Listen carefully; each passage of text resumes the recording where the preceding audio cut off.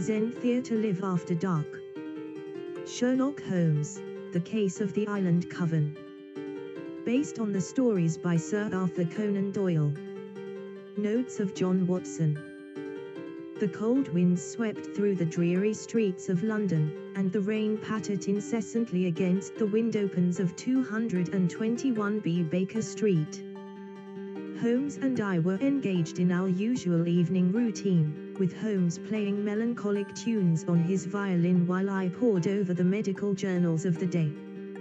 Our calm was suddenly disrupted by the sharp rap of a knock at the door.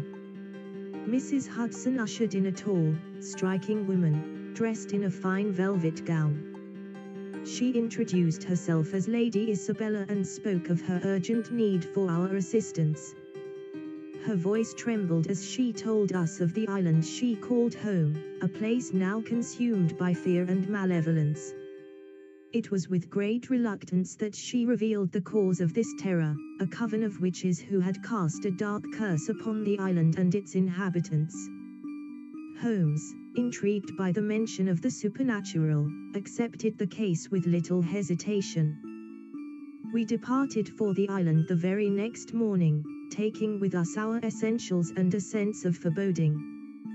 Upon our arrival, we were immediately struck by the eerie atmosphere that enveloped the island. The fog clung to the damp earth, and the wind whispered through the twisted branches of the ancient trees. The village, huddled together as if for protection, seemed to be hiding a great many secrets. As we settled into Lady Isabella's manor, Holmes began his methodical investigation. The islanders were hesitant to speak of the witches, their eyes darting nervously around as they muttered vague warnings. They spoke of strange rituals in the dead of night and whispers of demonic entities haunting the island's edges. One evening, as Holmes delved into the local archives, I found myself in the company of Lady Isabella. She was a captivating woman, with raven hair and eyes that seemed to pierce one's very soul. I could not help but feel a growing attraction to her, even as I sensed an air of mystery surrounding her. As our investigation continued, we discovered a crypt hidden beneath the village church. The air was thick with the scent of damp earth and decay, and cobwebs draped over the dark corners. The walls were adorned with ancient symbols and runes, and the stone sarcophagi bore the names of the island's founding matriarchs. Within the crypt, we stumbled upon a hidden chamber, its entrance masked by an elaborate illusion. Inside, we found an array of occult artifacts and a large tome bound in what appeared to be human skin. Holmes's eyes widened at the sight of the book, for it contained the history of the witches and the source of their dark powers. As we delved deeper into the island's mysteries, we found ourselves drawn into a tangled web of deceit, power, and betrayal. The witches were not the only ones with secrets, and the island's past was a twisted tale of suffering and persecution. The tension between Holmes and me grew as my feelings for Lady Isabella intensified, and Holmes seemed consumed by jealousy and insecurity. Yet we had to set aside our personal struggles to confront the ever-growing threat of the witches and their curse. But as the malevolent forces gathered strength, would we be able to unravel the mystery in time to save the island and its inhabitants? Or would we too fall victim to the dark power of the island coven? Our investigation was far from over, and as we pressed on, the shadows closed in around us, and danger lurked in every corner. Our days on the island were filled with a growing sense of unease. The whispers of the villagers grew more frantic, and inexplicable events began to occur with alarming frequency. Shadows seemed to move on their own accord, and an unnatural chill filled the air. It was during a particularly stormy night that Holmes and I found ourselves in the heart of the witches' territory. The rain lashed against our faces, and the wind howled like a banshee as we approached a dilapidated cottage on the outskirts of the village. The structure seemed to defy the ravages of time, and an inexplicable feeling of dread washed over us as we pushed open the creaking door. Inside, we were met with a sight that shook us to our very core, a grotesque altar, adorned with the bones of various creatures and surrounded by candles that flickered with an unnatural light. In the center of the room, a circle had been drawn in what appeared to be blood, and within it, a dark figure loomed. Holmes, ever the pragmatist, attempted to dismiss the sight as mere theatrics, but the atmosphere in the room suggested otherwise. As we ventured further into the witch's lair, we found evidence of their nefarious deeds, vials of strange concoctions, books filled with arcane spells, and the remnants of macabre rituals.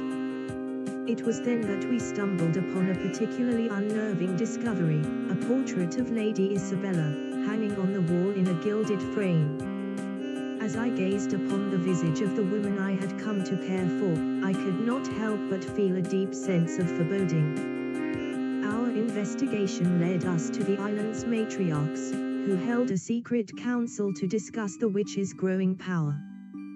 As we listened in, we learned of the island's dark history. It had been founded by a group of women fleeing religious persecution, only to find themselves isolated and vulnerable. Over time, the women had turned to the dark arts in a desperate bid for power and control. As Holmes and I sought to expose the witch's malevolent influence, we found ourselves drawn into a deadly game of cat and mouse. We were forced to navigate a treacherous landscape filled with deadly traps and dark magic, all while the specter of the witches loomed over us like a shroud. Throughout our ordeal, my relationship with Lady Isabella continued to deepen, much to Holmes's dismay. He cautioned me against allowing my feelings to cloud my judgment, but I could not help but be drawn to her enigmatic nature. As the witch's power grew stronger, the island teetered on the brink of destruction. With each passing day, the curse took a heavier toll on the inhabitants, and we knew that we had to act quickly to put an end to the witch's reign of terror. But as we prepared to confront the witches in their lair, we soon found ourselves faced with a terrible truth, one that would test the limits of our friendship and force us to confront our deepest fears. As we ventured further into the heart of darkness, we knew that the fate of the island and its people hung in the balance. Would we be able to solve the case of the island coven and lift the curse that had befallen the land? Or would we become the latest victims of the witch's malevolent power? The shadows deepened, and the final confrontation loomed before us, with the outcome uncertain and the danger ever present.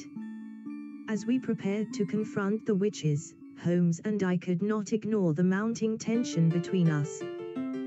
The weight of my feelings for Lady Isabella and the unspoken jealousy that seemed to lurk beneath the surface of Holmes's stern countenance threatened to tear our partnership asunder. We were forced to confront the reality that the very foundation of our friendship was being tested by the events unfolding on the island. With each step closer to the witch's lair, the atmosphere grew more oppressive. The air was thick with a palpable sense of dread, and an unnatural fog clung to the ground like a malevolent specter. As we ventured deeper into the heart of the witch's territory, we could not shake the feeling that we were being watched by unseen eyes. It was in the darkest recesses of the island that we found the witch's sanctum, a foreboding cavern hidden beneath the earth. The walls were adorned with ancient runes and symbols, and the air was heavy with the scent of decay. As we made our way through the shadowy depths, we were met with a sight that sent a shiver down my spine. The witches, gathered in a circle, chanting in a language that seemed to defy comprehension. With steely determination, Holmes and I stepped forward to confront the witches, but we were quickly met with resistance. The cavern seemed to come alive with dark magic, and we were forced to battle our way through a gauntlet of supernatural obstacles. The witches, it seemed, were well prepared for our arrival. As we fought our way deeper into the cavern, the witch's power seemed to grow stronger, and we found ourselves facing a terrible foe, a demonic entity, summoned by the witches to do their bidding. The creature was a manifestation of pure evil, a being of immense power that sought to destroy us with its malevolent energy. As we struggled against the demon, I could not help but feel a growing sense of despair. Our efforts seemed futile, and our chances of survival seemed to grow slimmer with each passing moment. But it was then that Lady Isabella appeared, her eyes filled with determination and courage. Together, we battled the demonic force, and I found myself awed by Lady Isabella's strength and resilience. As we fought side by side, I could not help but feel a deep sense of admiration for the woman who had captured my heart. With our combined efforts, we managed to vanquish the demon and turn the tide against the witches. Their power, once so formidable, began to wane, and we seized the opportunity to put an end to their reign of terror. As we emerged from the cavern, victorious and weary, the island seemed to breathe a sigh of relief. The fog lifted, and the air was filled with a newfound sense of hope. We had succeeded in breaking the witch's curse and freeing the island from their malevolent grip. Yet, as we stood on the precipice of victory, we could not help but feel a sense of unease. The events that had transpired on the island had left us shaken and forever changed, and the future seemed uncertain. As the sun set on the horizon, casting long shadows across the land, we knew that the next chapter of our journey was about to begin. The case of the Island Coven was far from over, and the mysteries that remained threatened to plunge us into even greater danger. With the immediate threat of the witches and their demonic summoning quelled, Holmes and I were left to grapple with the unsettling revelations and lingering questions the case had unearthed. Our victory, it seemed, was but a temporary reprieve, as the island still held secrets that threatened to cast a dark pall over our future. As we tended to the wounded and attempted to piece together the fractured lives of the island's inhabitants, I could not shake the nagging feeling that there was more to Lady Isabella's involvement in these events than met the eye. Despite our burgeoning love, there was a distance between us that spoke of hidden truths and unspoken fears. Holmes, ever the keen observer, seemed to share my suspicions. He had grown quiet and contemplative, his mind no doubt working tirelessly to unravel the tangled web of deceit and treachery that had ensnared us all. Though the witch's power had been vanquished, there was still much work to be done before we could consider the case truly closed. It was in the heart of the island's ancient crypt that we found the final clue, a long-forgotten journal, its pages yellowed and brittle with age. The journal detailed the island's dark history, revealing that the witch's presence on the island was but a symptom of a far greater evil. The island, it seemed, had been built upon a cursed foundation, a dark nexus of power that fed upon the fears and anxieties of its inhabitants. The witches, though powerful in their own right, had been mere pawns in a centuries-long game of deception and manipulation. As Holmes and I pored over the pages of the journal, we found ourselves haunted by a terrible realization that the true enemy had yet to reveal itself, and that our fight to save the island and its people was far from over. As we prepared to face the unknown threat that lay before us, I could not help but feel a sense of foreboding. Lady Isabella, the woman who had captured my heart, remained an enigma, her true intentions and motivations obscured by the shadows that clung to her like a shroud. Holmes, too, seemed to sense that there was more to our story than we could yet perceive. His mind, so often a bastion of certainty and clarity, seemed to falter in the face of the challenges that awaited us. As we stood on the precipice of a new and terrifying chapter in our journey, we knew that the days ahead would test our resolve, our friendship, and our very souls. The case of the Island Coven was far from closed, and the true horrors that awaited us were yet to be revealed. In the days that followed, the island's eerie atmosphere seemed to deepen, as if the very air itself had become thick with anticipation. As Holmes and I delved further into the journal, we began to unravel the island's sordid past, a tale of power, betrayal, and unspeakable darkness. The journal spoke of a powerful artifact, a malevolent relic that had been the source of the island's curse. It was this artifact that had granted the witches their power, allowing them to hold sway over the island's inhabitants for generations.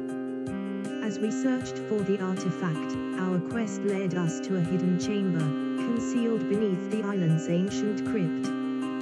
It was here that we discovered the truth about Lady Isabella, that she had been tasked with guarding the artifact, her family bound by a blood oath to keep the island's curse at bay.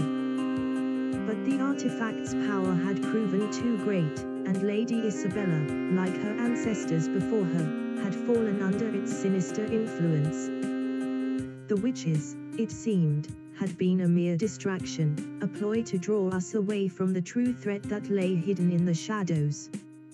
As we confronted Lady Isabella, our hearts heavy with sorrow and betrayal, we found ourselves locked in a battle not just for the island's fate, but for our very souls. Holmes, his brilliant mind a match for any foe, was pushed to his limits, his intellect and cunning tested by the artifact's malevolent will. In the end, it was not our strength or wit that won the day, but the power of our friendship and the unshakable bond that bound us together.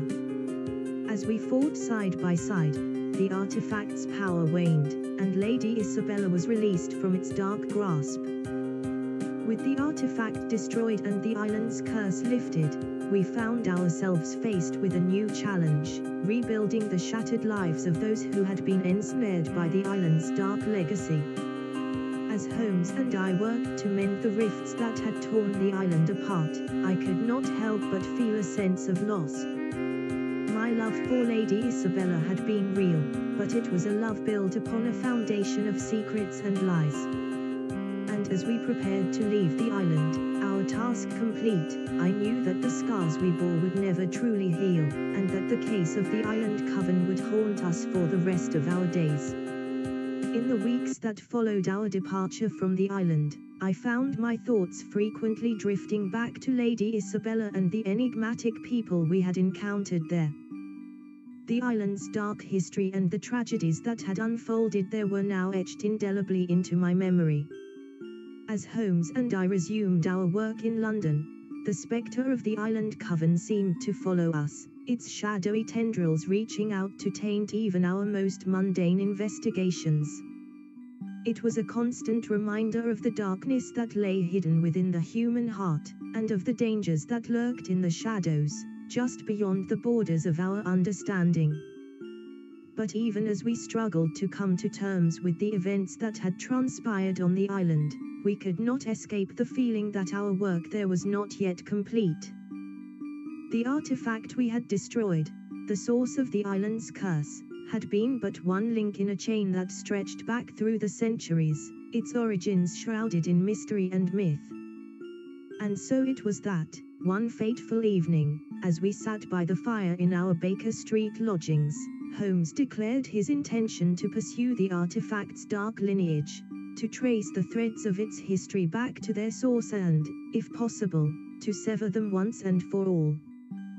Thus began a new chapter in our partnership, a journey that would take us deep into the heart of darkness, to confront the demons that had haunted the island and, perhaps, to exorcise the ghosts that lingered within our own souls.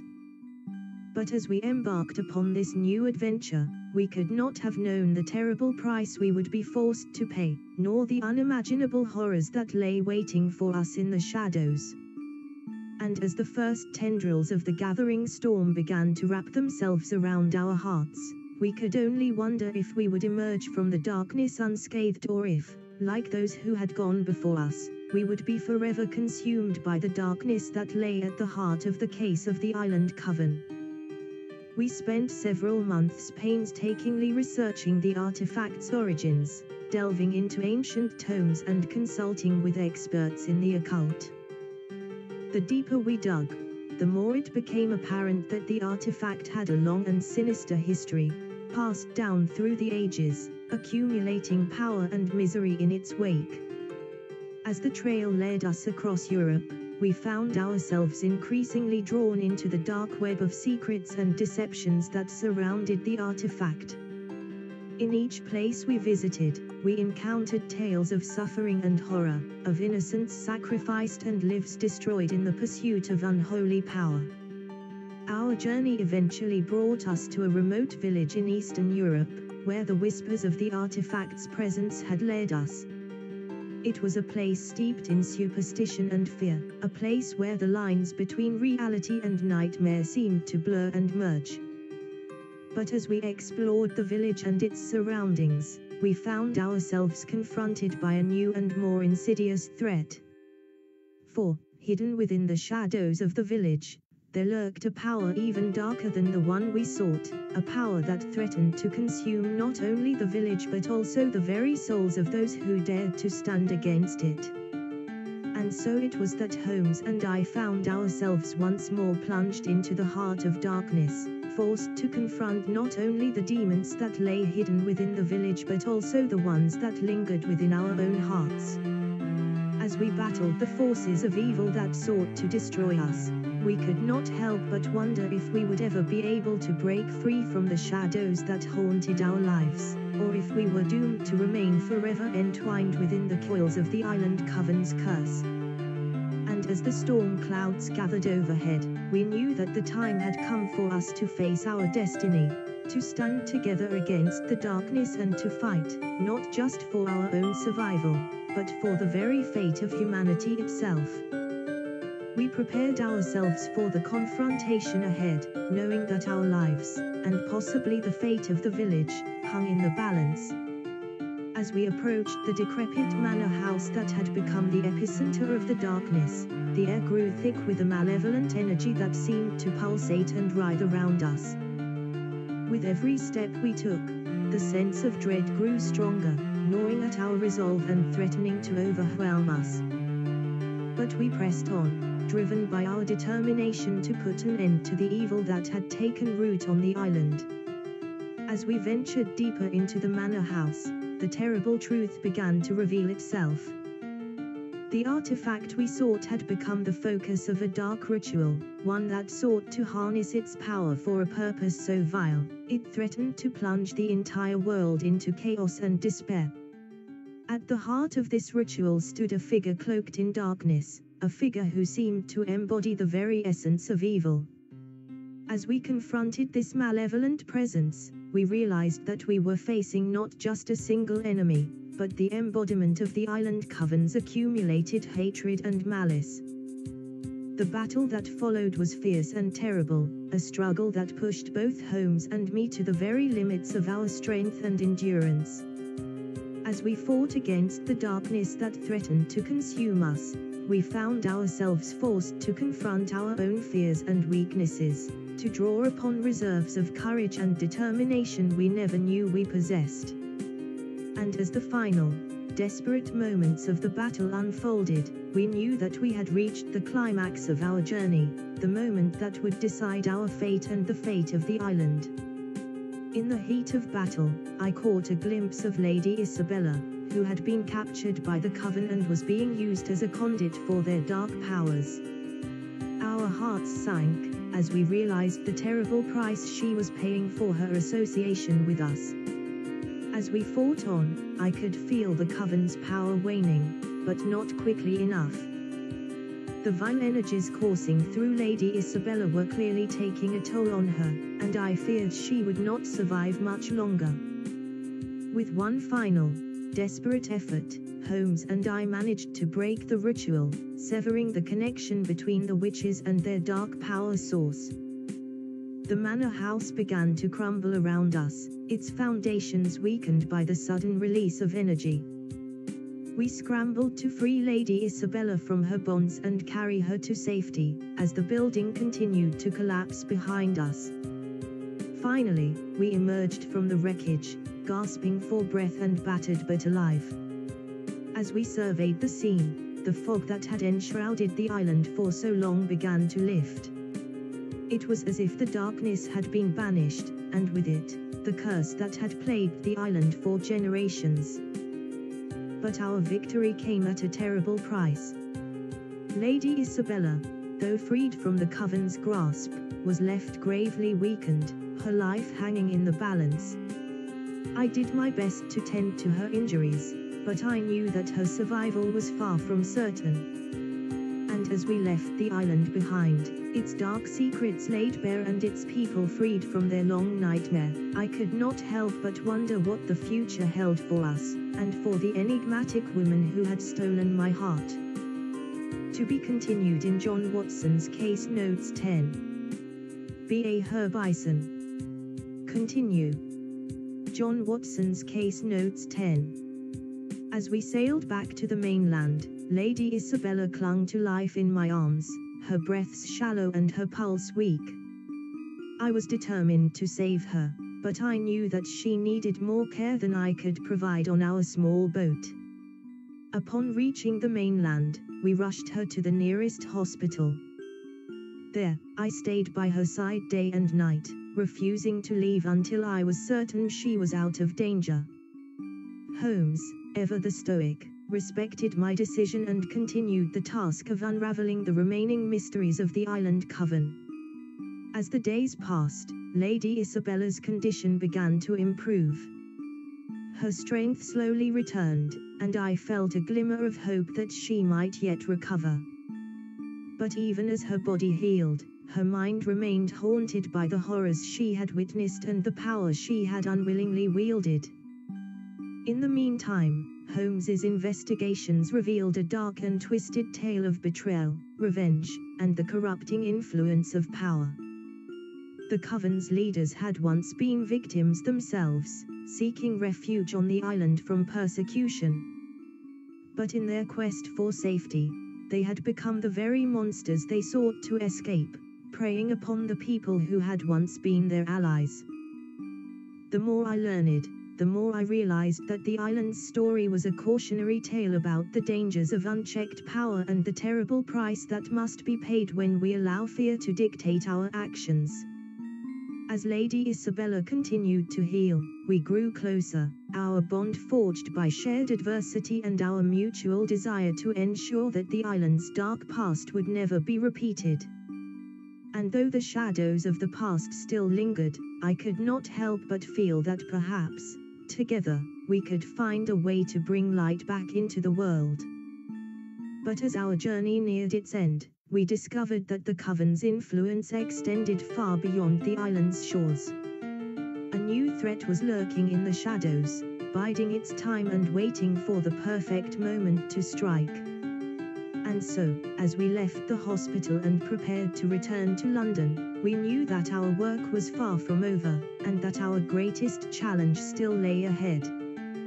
Back in London, Holmes and I found ourselves haunted by the memories of the island and the Coven. Though we had successfully dismantled the witches' dark organization, it was clear that the roots of their power ran deeper than we could have ever imagined. As we struggled to understand the full extent of the Coven's reach, it became apparent that our work had only just begun. One evening, as we sat in the dimly lit sitting room of 221B Baker Street, Holmes brooded over a pile of dusty tomes and cryptic manuscripts. He was searching for any clues that might shed light on the mysterious force that had driven the Coven's leaders to such depravity. The answer must be here somewhere, Watson, he muttered, his eyes scanning the pages with an intensity that I had come to recognize as the first signs of an impending breakthrough. We cannot allow this darkness to fester any longer. As I watched him work, I found myself reflecting on my relationship with Lady Isabella. In the months since we had left the island, our bond had only grown stronger, and I knew that I would do whatever it took to protect her from the evil that had once held her captive. Suddenly, Holmes looked up from his books, his eyes gleaming with excitement. "I've found it, Watson!" he exclaimed. the source of the coven's power and the key to their undoing. He held up a battered old tome, its pages filled with strange symbols and cryptic incantations. This book contains the secrets of the coven's rituals and spells, he explained. If we can decipher its contents and learn to harness its power, we may be able to break the curse that still lingers over the island and put an end to the witch's reign of terror once and for all. But as we delved deeper into the book's mysteries, we began to realize that the knowledge it contained came at a terrible price. The power that had corrupted the coven's leaders now threatened to consume us as well, testing our resolve and forcing us to confront our darkest fears. And as we raced to unravel the secrets of the island coven, we could not shake the feeling that we were being watched, that an unseen enemy was lurking in the shadows, waiting for the perfect moment to strike. As the days went by, our study of the ancient tome consumed us. We spent countless hours attempting to decipher its contents and unlock the secrets of the coven's power. But with each new discovery, I could see the burden of our quest weighing heavily on Holmes' shoulders. One evening, as I returned from a walk to clear my head, I found Holmes pacing restlessly in our sitting room. His eyes were bloodshot, and his normally immaculate appearance was disheveled. "Something is not right, Watson," he murmured. "I feel as though we are being toyed with, led down a path of darkness that we may never return from." I placed a reassuring hand on his shoulder, determined to see our investigation through to the end. "We must continue, Holmes. We owe it to the people of the island and to Lady Isabella. We will find a way to break the curse and put an end to the coven's influence." Holmes nodded grimly, and we returned to our work. As the hours wore on, we began to make progress, slowly uncovering the dark rituals and incantations that had given the coven their terrible power. But the deeper we delved into the tome's secrets, the more unsettling the atmosphere in our flat became. It was not long before we started to experience strange phenomena, eerie whispers in the night, unexplained cold spots, and the distinct feeling of being watched. It seemed as though the very air around us was charged with a sinister energy, a malevolent force that sought to drive us mad.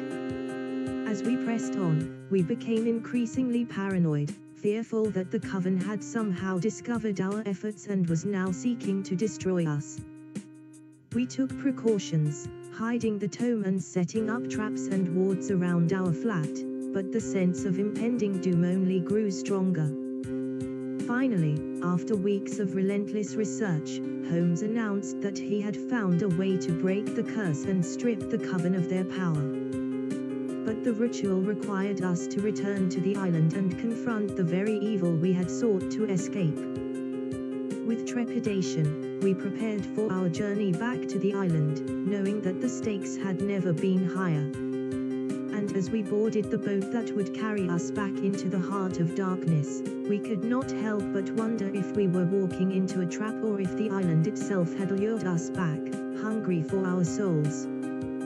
The boat ride back to the island was harrowing, as if the very sea itself sought to keep us from our destination. Waves crashed against the hull, and the winds howled like tormented souls. Still, we persevered, driven by our determination to put an end to the coven's reign of terror. Upon our return, we found the island even more foreboding than before. Thick fog enveloped the landscape, and a palpable sense of dread hung in the air. We made our way to the crypt where we had discovered the hidden chamber, knowing that the ritual we needed to perform could only be carried out within the very heart of the coven's power. As we descended into the darkness, the eerie whispers that had haunted us in our flat followed, growing louder and more insistent. It was as if the very walls of the crypt were alive, seeking to drive us mad with fear.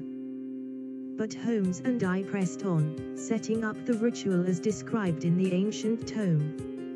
It was a complex and dangerous process, requiring the precise arrangement of symbols and the use of ingredients that we had gathered from the island's most hidden and treacherous places. With everything in place, Holmes began the incantation, his voice steady and confident despite the oppressive atmosphere that surrounded us.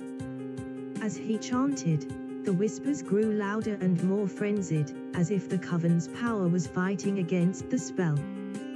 And then, in the midst of the chaos, I caught a glimpse of Lady Isabella. She stood at the edge of the chamber, her eyes filled with a mixture of hope and fear. Our eyes locked, and for a brief moment, I felt my resolve waver. But I knew that we had come too far to turn back now, and I steeled myself for the battle that lay ahead. As Holmes reached the climax of the incantation, the chamber began to shake, and the air was filled with the screams of the damned. It felt as though the very foundations of the island were cracking apart, as if the coven's power was being torn from its very core. And then, suddenly, it was over. The chamber fell silent, and the oppressive atmosphere that had plagued us since our arrival on the island seemed to lift. We had done it, we had broken the curse and banished the coven's power. Or so we thought. As the silence settled over the chamber, Holmes and I allowed ourselves a moment of relief. We had faced the coven's power head-on and emerged victorious. Yet the celebration was short-lived, for as we turned to leave the crypt, a chilling realization struck us: the island had fallen eerily silent. Rushing back to the surface, we found the island's inhabitants gathered in the village square. The once bustling community now stood as a frozen tableau, their faces contorted in expressions of horror and despair. It appeared as though our efforts to break the curse had come at a terrible cost. We had banished the coven's power, but in doing so, had we unwittingly condemned the island's people to a fate worse than death? Lady Isabella stood among the crowd, her gaze locked onto mine. I could see the pain in her eyes, but also a flicker of hope. She approached us slowly, her voice barely above a whisper. "You have done what you set out to do, but the island remains cursed. The coven's power is gone, but their legacy remains. There is still work to be done." Holmes, ever the pragmatist, pressed her for information. "What must we do to truly free these people, Lady Isabella?" With a heavy heart, she revealed a truth we had not anticipated. The coven's power was tied to the island itself. To free the people, we must destroy the island and all traces of the coven's existence. The thought of such destruction weighed heavily upon us, but we knew that we had no other choice. We had come this far, and we could not leave the island and its people to suffer. And so, with a heavy heart, we set about the grim task of destroying the island's dark legacy once and for all. As we prepared for the final act, I couldn't help but steal a glance at Lady Isabella. Our time together had been brief, but I felt a connection to her that I could not deny. As the island crumbled around us, so too did the walls that I had built around my heart. But our mission was not yet complete. A dark force still lingered, waiting for the right moment to strike. And when it did, it would threaten not only our lives but the very fabric of reality itself. The sky above the island darkened, a final storm brewing as we made our preparations.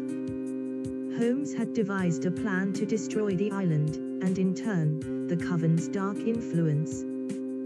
We gathered explosives from the villagers, who had used them for construction and mining. Despite the grim task ahead of us, we knew there was no other way to truly free the people from the curse. With explosives in hand, we descended into the crypt once more. There, we placed the charges strategically throughout the chamber and its surrounding tunnels, ensuring that the destruction would be thorough and complete. As we worked, I couldn't help but think of Lady Isabella and the life we might have had together. But in this moment, our duty came first. As we finished our task, Holmes looked up at me, his eyes reflecting the gravity of the situation. "Watson, this will be dangerous. When we ignite these charges, there will be little time to escape. We must be prepared to run for our lives." I nodded, steeling myself for what was to come. As Holmes lit the fuse, we sprinted out of the crypt, the sound of the explosion echoing through the tunnels behind us. The ground shook violently beneath our feet, the once solid stone cracking and crumbling as we made our desperate escape. Outside, we found the villagers waiting for us, their expressions a mixture of fear and hope. Lady Isabella stood at the forefront, her eyes locked on mine as we emerged from the collapsing crypt. As the island began to crumble around us, she ran towards me, her arms outstretched. We embraced for what felt like an eternity, even as the world fell apart around us. Then, with a final, tearful farewell, we joined Holmes and the villagers in boarding the boats that would carry us to safety. As we sailed away from the island, watching its destruction from a safe distance, we knew that we had done what was necessary. The Coven's influence was gone, and the people were free. But our victory came with a price. The lingering darkness we had sensed before remained, its true nature now revealed. An ancient, malevolent force had been awakened by our actions, and it would not rest until it had claimed vengeance. The case of the Island Coven had come to a close, but another, far more dangerous mystery loomed on the horizon. And as we sailed away from the ruins of the island, we knew that our greatest challenge still lay ahead. The echoes of the island's destruction still haunted my dreams, but there was no time to dwell on the past. Holmes and I had returned to London, our minds preoccupied with the dark force we had unwittingly unleashed upon the world. We knew it wouldn't be long before its malevolent presence would make itself known, and we had to be prepared. Days turned to weeks, and we busied ourselves with research, searching for any clues to the nature of the darkness we now faced. It was unlike any case we had ever encountered, a force that seemed to defy logic and reason. And as the city around us fell deeper into the grip of an unseasonable chill, we knew our time was running out. One evening, while poring over ancient texts in our study, a knock came at the door of 221B Baker Street. The visitor, a gaunt, pale man, introduced himself as Professor James Moriarty, an expert in the occult. He claimed to have knowledge of the dark force we sought, and offered his assistance in uncovering its origins. Though Holmes was initially suspicious of the man's intentions, we had little choice but to accept his help. Moriarty guided us through London's shadowy underbelly, revealing a hidden world of secret societies and ancient rituals that had long remained hidden from the public eye. As we delved deeper into the mystery, we began to uncover a terrifying truth. The darkness we had awakened was an ancient demon, a being of unimaginable power that had been trapped for centuries beneath the island's surface. And now that it was free, it would stop at nothing to reclaim its former dominion over the world. With the fate of mankind hanging in the balance, Holmes, Moriarty, and I embarked on a desperate quest to find a way to banish the demon back to its prison. But as we raced against time, we would be forced to confront our own fears and weaknesses, and the darkness that resided within our very souls. Our journey took us across the country, following a trail of ancient relics and forgotten knowledge. We found ourselves in crumbling libraries, hidden chambers beneath monasteries, and even the private collections of eccentric collectors. Each new discovery brought us closer to understanding the demon's nature and the means to defeat it, but also forced us to confront the disturbing truth that mankind had long been vulnerable to such sinister forces. As we worked together, I noticed a subtle change in Holmes.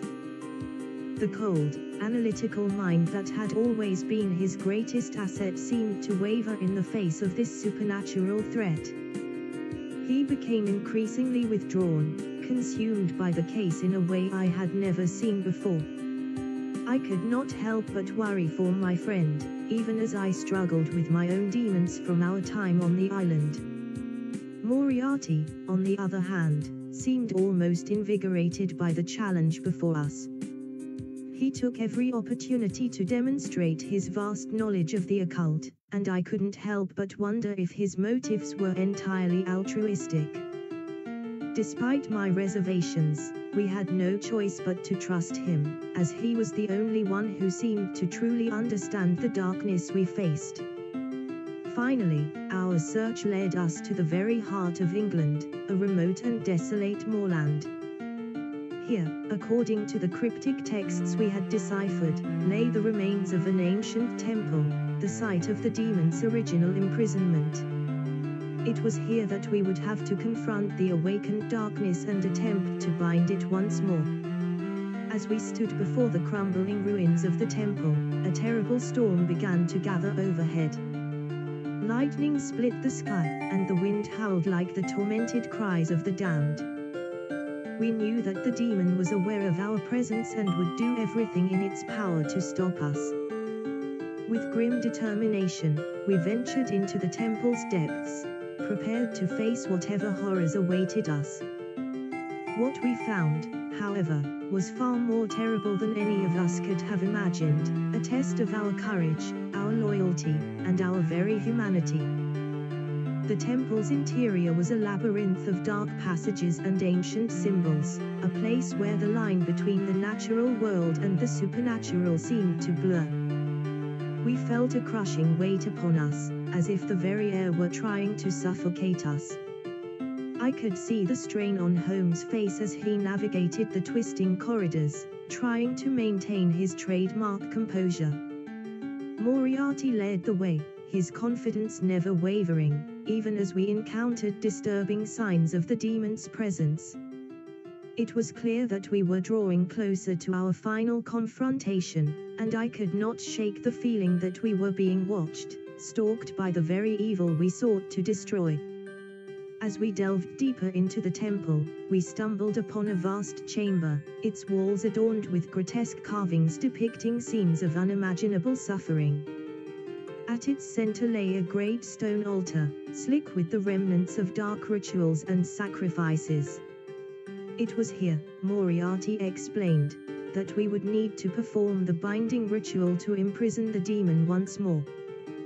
But as we prepared to begin, the chamber was plunged into darkness, and a sinister presence filled the air. The demon, a monstrous, amorphous form, emerged from the shadows, its eyes burning with malevolent intent. We had come face to face with our greatest fear, and there was no turning back.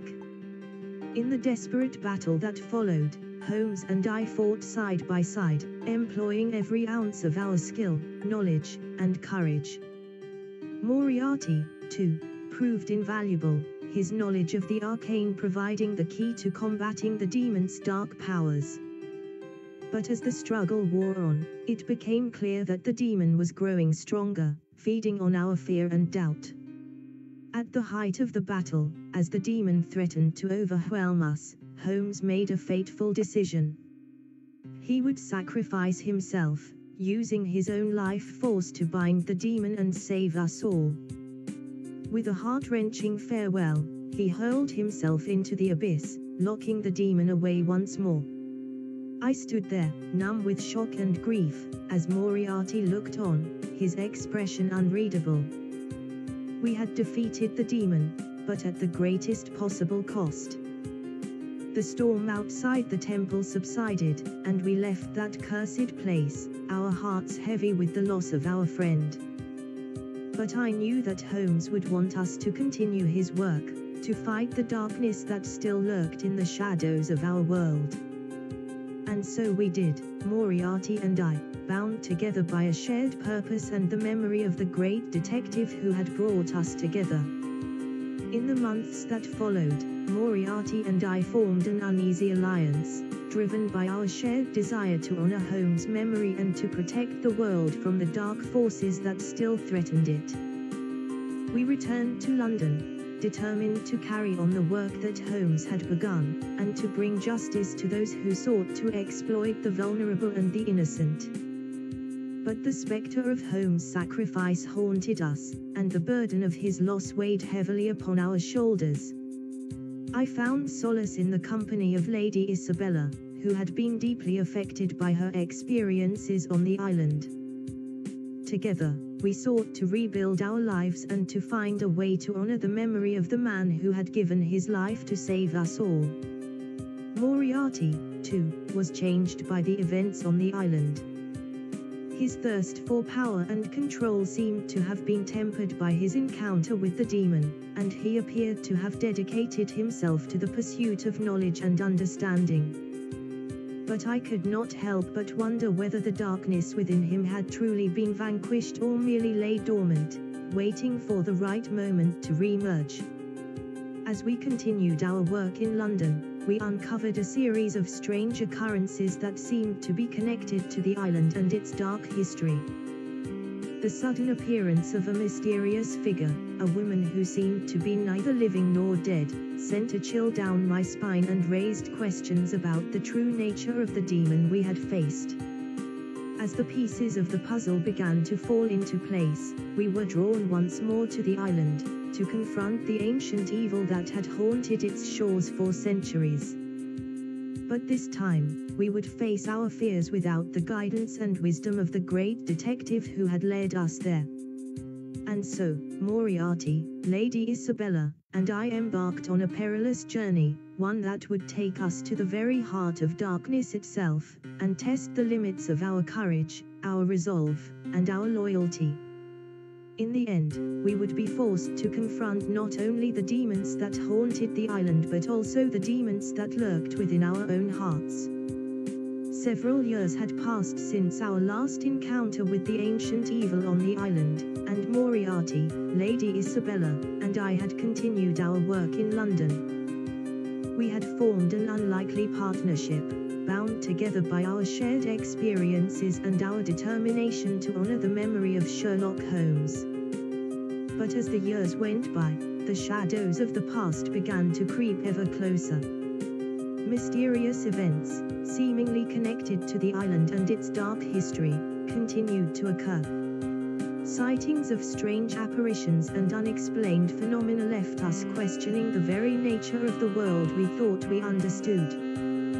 One evening, as I sat in my study, a letter arrived bearing a familiar emblem, the seal of the island. I could feel my heart pounding in my chest as I read the words written in a trembling hand. The evil has returned, and it seeks revenge. You must come at once. The letter was signed by Lady Isabella's younger sister, Margaret, who had remained on the island to care for her family's estate. With a sense of foreboding, I sought out Moriarty and Lady Isabella.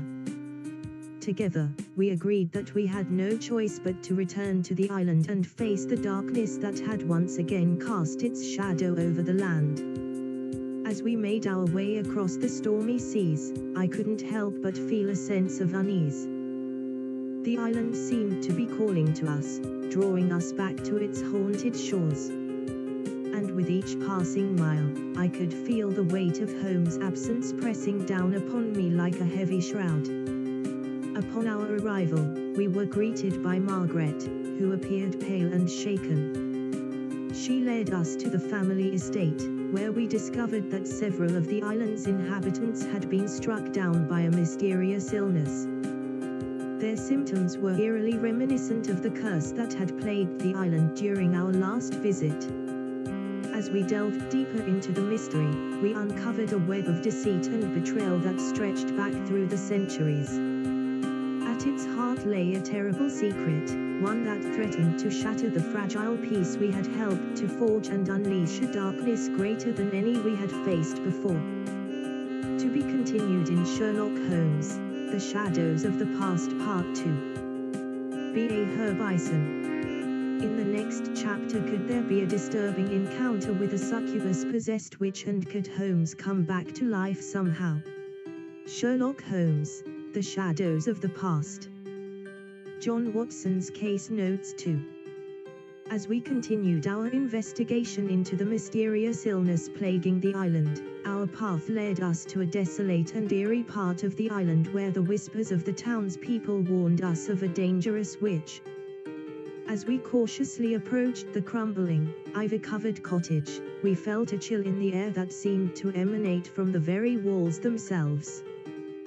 We entered the dimly lit dwelling, and to our horror, we came face to face with a woman who appeared to be possessed by a malevolent force. Her eyes were dark and empty, her features twisted into a gruesome mask of evil.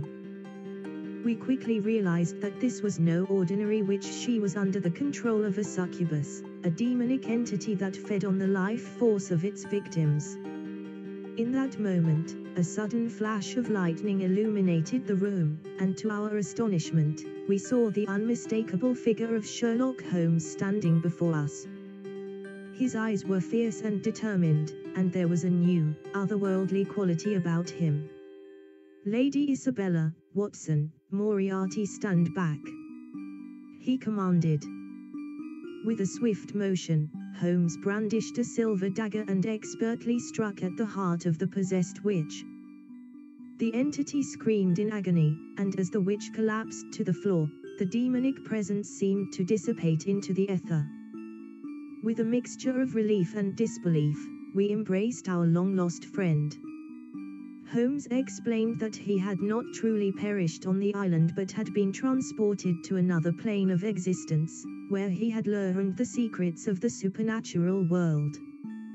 It was this newfound knowledge that had enabled him to return and save us from the succubus. Together, we vowed to put an end to the evil that had taken root on the island. With Holmes by our side once more, we felt a renewed sense of hope and determination.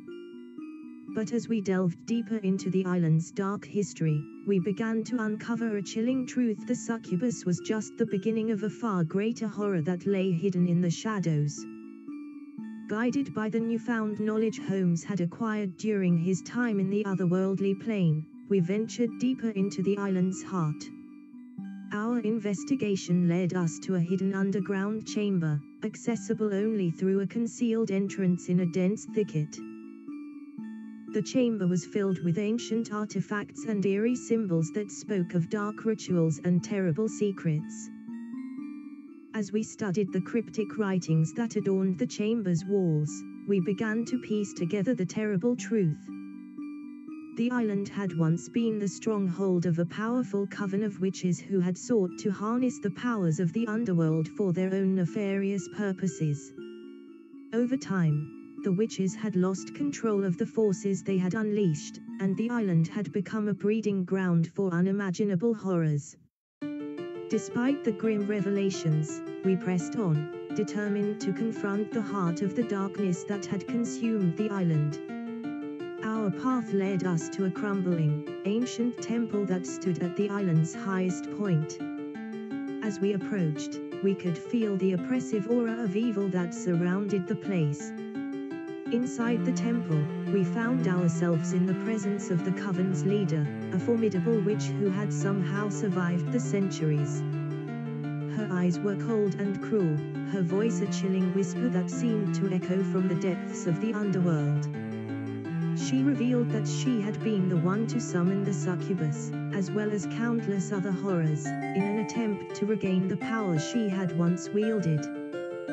With grim resolve, Holmes, Lady Isabella, Moriarty, and I prepared to face the witch in a battle that would determine the fate of the island and its people. As we did, we knew that the darkness we were about to confront was unlike anything we had ever faced before. Our confrontation with the witch was fraught with danger and horror. The air around us crackled with dark energy, and the ground beneath our feet trembled as the battle began. As the witch unleashed her eldritch powers, a chilling wind whipped through the temple, carrying with it the agonized screams of the souls she had enslaved. In the midst of our struggle, The succubus-possessed witch lunged towards Lady Isabella, her eyes filled with a hunger born of darkness. I could see the terror in Lady Isabella's eyes as the creature drew near, and I knew that if it succeeded in claiming her soul, all hope would be lost. As the succubus closed in, Holmes suddenly sprang into action, revealing that his brush with death had granted him a newfound understanding of the supernatural forces we faced. With a single, decisive move, he managed to disrupt the succubus's control over the witch's body, forcing it to relinquish its hold and flee back into the darkness from whence it came. The witch, now free from the succubus's control, was weakened but not defeated. She continued to fight, determined to see her dark plans fulfilled. But now we had the upper hand, and together, we managed to overpower her and put an end to her reign of terror.